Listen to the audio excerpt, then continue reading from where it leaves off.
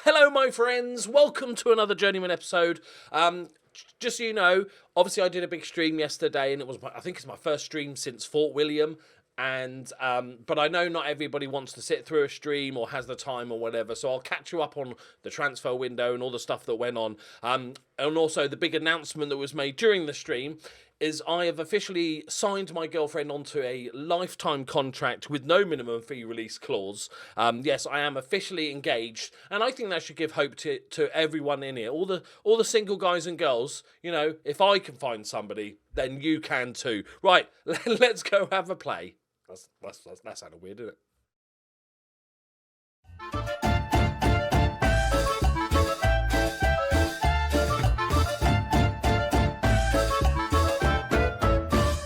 Greetings and salutations, my friends. Welcome back. Right, just also a quick note, because I did talk about it, but like I said, not everybody's watched the stream. Gutted about Liverpool not winning the Champions League. You know, it's a game of football. I was gutted for a couple of hours, but you know, we move on. It's only a game, isn't it? That's what I'm going with, right? We'll just win it next year. It's fine. Right, transfers. I've done something I never normally do, and that's I spent money on an old person, but I think it's actually quite genius. So let's have a look. Obviously, we signed Dom. Finally, we'd made the deal ages ago, but it's been completed. Dom is here, full time, for life. Captain, leader, legend. We're in this really awkward position where I'm trying to sign only Mexican players. Like, if I found like an absolute wonder kid, I'd sign them. But only Mexican players that are Mexican, i.e. born in Mexico and are Mexican. And we're at this level where we're signing the best players, the next level of like Mexicans, the ones that are like in the senior squad, are playing in Europe, and we can't remotely afford them and stuff. So we're at sort of the top level. But we've got a little bit more depth. We've got Kevin Lajoud for 2.6 million, very sort of attacking wing back, also sort of left wing if we need it, if we want a bit more sort of solid left midfielder at times. But just a sort of solid squad player, nothing too spectacular, but only 20 years old. And then we signed this guy, Eric Lira, from Shabab Al-Khali. Perfect pronunciation. 33 years old. We spent a lot of money on him, but 33 years old. He has on a 3-year deal, but we're not going to be here that long. The plan is that we stay for this season, and then we're done. We try and win the Champions League. We try and win the league a couple of times, and the cup. Try and win everything as much as possible. This is the final season of Tigres. We've done all that we can. We've achieved all that we can. The Champions League would just be the icing on the cake before we head off to Europe. I'm thinking Germany, Spain. No, you've not been there in a while, so that'll be nice. But a superb all-round player, central midfielder, can play as box-to-box, attacking mid, bit of everything. Obviously, physicals are dropping a little bit. Surprisingly, never had a cap for the senior squad, but he's been a very good player. He's playing for Pumas for most of his career. Came through their youth ranks before going off to the UAE. So very excited. I have made, or I'm about to make, another signing. Jacobo. Just added an extra O, didn't they? Jacob Magana. For £1 million going up to like 3 million, if we like, just a sensational young player. He's joining us in the January transfer window. You know, it's not really for me. I like this club, so I'm trying to set it up so it can continue being very successful with lots of good players and stuff.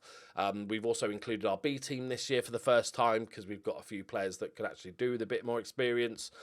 But I want to leave them in the best position possible. Speaking of best position possible, Monza got relegated. I mean, they are a bit doomed.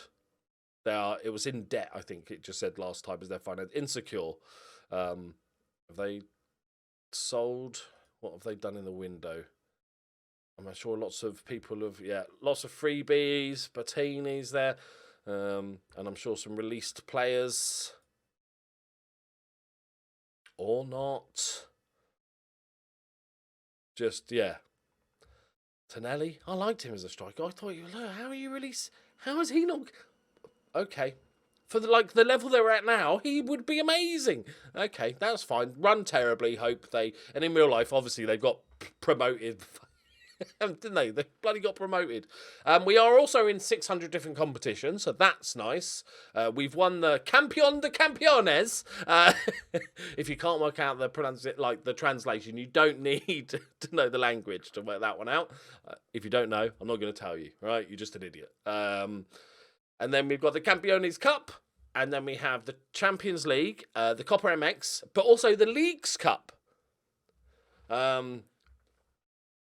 Which we're going to play today. So just unnecessary amount of competition. So that's great. But luckily we've got a decent sized squad now. Our only players on international duty is Rojas, who's actually looks like a mainstay in the Mexican side now, which is great. He's our only senior in there. So got a very good team. I think we are set up perfectly for this. So let's get into it. We are playing... Is it Seattle? Don't know if they're any good. We discussed sort of the MLS in FM because they never seem to be very strong, even in the sort of future. The game doesn't really, especially the AI, doesn't really, I think, know how to deal with the MLS. So hopefully we'll just, spank some teams.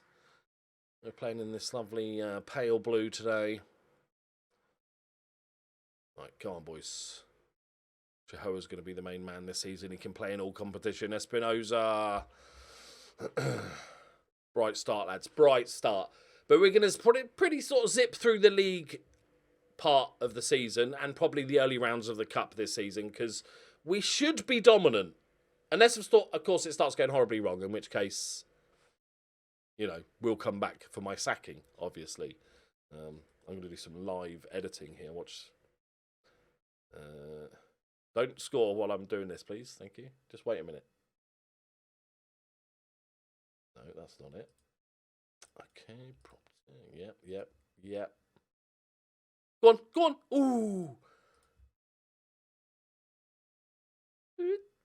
That's it.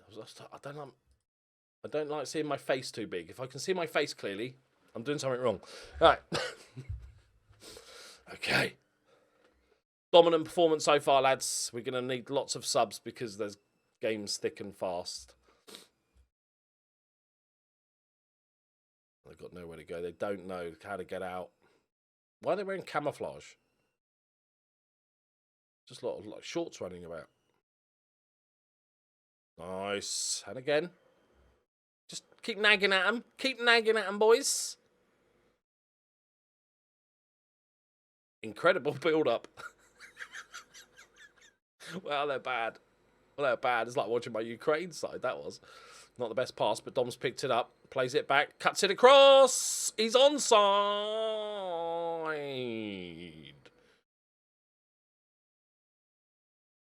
Apologies if you can hear my washing machine. I think we're okay.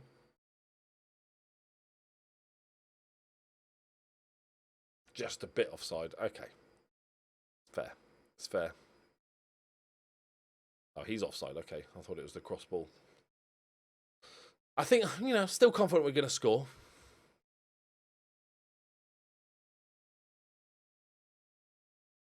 I was going to have like a rant about the football, not the actual football match, but the stuff with Liverpool fans and stuff, and I jumped off Twitter for a couple of days because some of the stuff coming out about Liverpool fans from people that just had no idea what was going on. Obviously, they just watched the match on telly, saw that there was stuff happening with Liverpool fans, and then decided to blame Liverpool and start saying they're always the victims. And that just makes you a bad person. Football banter's a thing. I don't. Fine, it's great. I joke about Man United fans. Man United fans, more than welcome to celebrate the fact we lost the Champions League final. That's all good stuff. But when it's serious stuff, I just think that makes you an arsehole if you find that sort of stuff funny. Right. Debut, I think, for Lajud. Fernandez is a bit knackered. We'll play on for a bit. Oh, fucking hell, 30 minutes in. I'm making subs. I thought it was half time. Don't worry about it. It's tactical. Oh, he spilled it. Oh, he's missed it. Okay. Go on, Dom. Go on, Dom. Oh. Good save from the keeper.